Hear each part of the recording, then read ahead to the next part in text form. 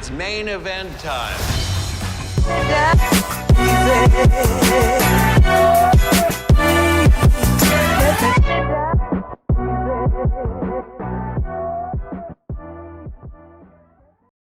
Hey boys and girls, Game Cam here, and this is going to be on my main channel again because of the fact that the Film Cam channel I've tried to run, I've kind of lost the password and stuff like that, so I can't access it anymore, so it's going to be up on Game Cam again.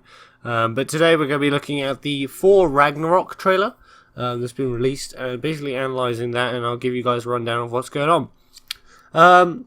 So we start off in the molten prison, which has Thor dangling down with chain over it in a molten layer sort of thing. And that's reminiscent to a scene I saw in a previous Thor-related film. It was a really bad rip-off one done ages ago. But one of the scenes in it has Thor exiled to a molten planet where he's left there to be defeated forever sort of thing, but instead he manages to escape and then uses the molten core of the planet to make himself another hammer, and obviously later on in the trailer you see his hammer get destroyed, so I think that's going to come nearer the end where he actually finds the strength inside himself to reforge the hammer and come out again. I think that scene was actually from another, I think it's Thor mythology, actually. I think that came from. I don't think it was a Marvel thing. I think that actually came from mythology. But I can't be sure yet. Obviously, looking at the enemy that destroys Thor Hammer, it's the Enchantress, I think. I think it's the Enchantress. Looking at obviously, she's known to be with Loki, the Enchantress is. Also, she always wears green, so, it all works, those two things. So I think it's going to be the Enchantress is going to be the main bad guy here.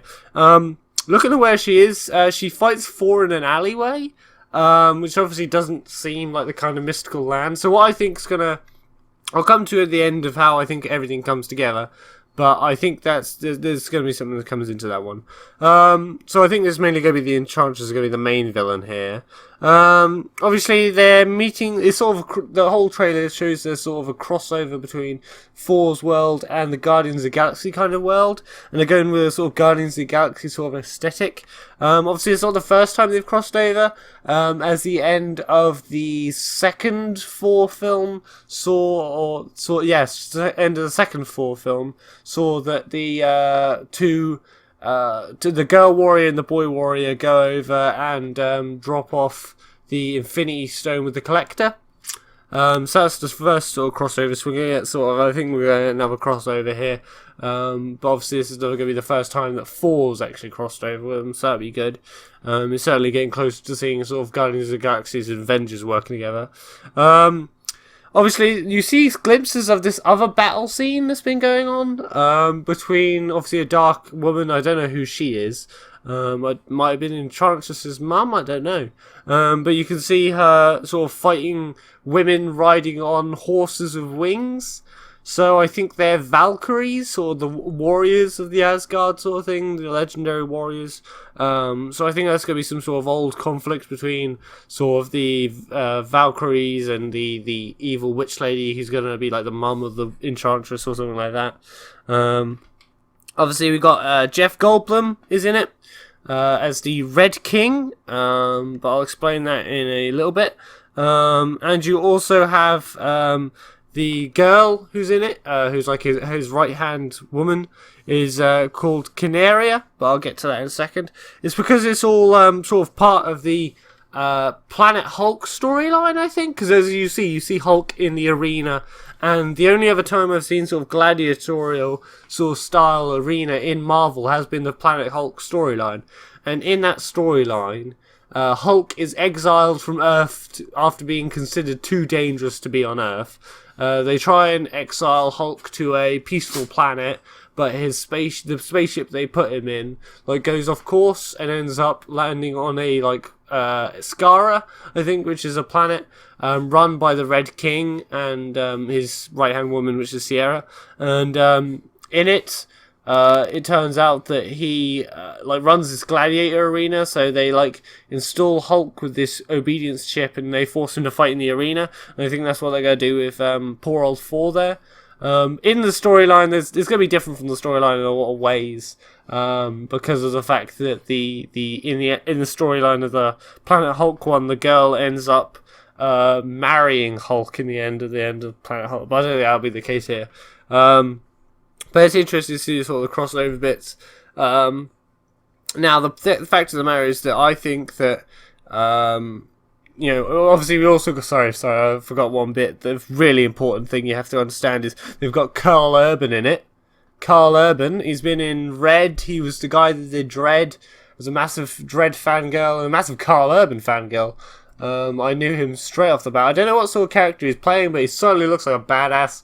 And I definitely want more Karl Urban in this series. He might be one of the other gladiators from the Planet Hulk storyline, because in the Planet Hulk storyline, Hulk makes friends with some other gladiators, and they sort of learn to escape. So I think it's going to be Thor and Hulk are going to be teaming up with other gladiators, such as Karl Urban here.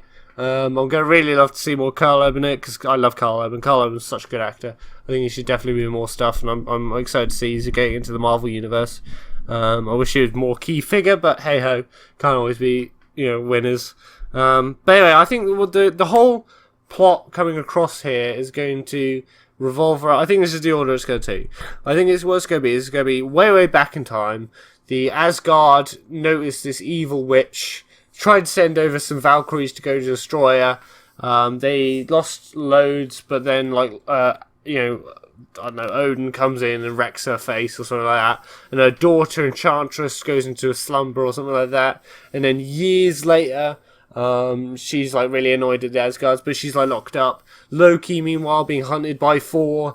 Loki's going to get annoyed. He's going to think that he can use her to like help him beat his Thor and take over Asgard. But instead, she's going to be really angry at Asgard. So she's going to go in there and destroy basically everything. And is basically going to knock Thor out and send him flying over to this planet to be abandoned there. Meanwhile, she destroys Asgard. Meanwhile, Thor obviously will then wake up and be like, oh, this completely utterly sucks. And then get captured and taken to the Gladiator planet, where he's going to have to fight the Hulk and stuff like that. And he's going to end up teaming up with the other gladiators. And then after that, they're then going to go over to like fight the the main villain lady. She's going to wreck their shit. And then Thor's going to get thrown to this molten planet, where he's going to discover like what it is to be sort of Thor, and then he's going to craft himself a hammer and go back and defeat her and win the day, etc, etc, etc. I think in intervening sort of subplots, obviously you see Loki there with the Red King looking above the gladiator arena, so maybe he'll have sort of a change of heart after he sees her completely destroy everything at Asgard. I can see if there's a clip of him with two daggers near Asgard, so maybe he was helping her. I don't know. Loki is hard to tell which way he's going to go, but I think that's how it's going to go for me, I think. I think it's good looking so far. It's going to look like it's going to be a very good movie. It's an interesting way they've gone. They've got some good storylines behind it with the Planet Hulk sort of storyline they're going with. Planet Hulk was actually a really good animated film. If you haven't seen it already, go see Planet Hulk. It's a good animated film. But yeah, so I think if you look at it, it's going to be a good film. I think it's going to not be the Ragnarok that everyone expects. I don't think Thor's going to die. I think maybe some other gods might die, but I don't think he's going to die. I think it's going to be sort of like the setup point for maybe she's going to be powered by another power gem or something like that. And then they're going to sort of, power crystal or whatever it is. And then they're sort of going to run off that toward the sort of, the big conclusion fight for, Infinity Wars and stuff like that. So I think that's going to be interesting to see where they sort of take it from here. We may see some cheeky crossovers here and there. Who knows? But yeah, I'll definitely enjoy seeing this. I'll look forward to seeing the rest of it. I hope you guys enjoyed this video. Hope it cleared up a lot of things. Hope it got you guys thinking about what's going on. But I'll catch you guys later. Along with that was also the fact that had Loki dying of adamantium seems reminiscent of cancer. He's coughing up blood. He's not looking very good. slowly wearing away, and I thought that my other grandfather died of cancer in the spine and things like that, and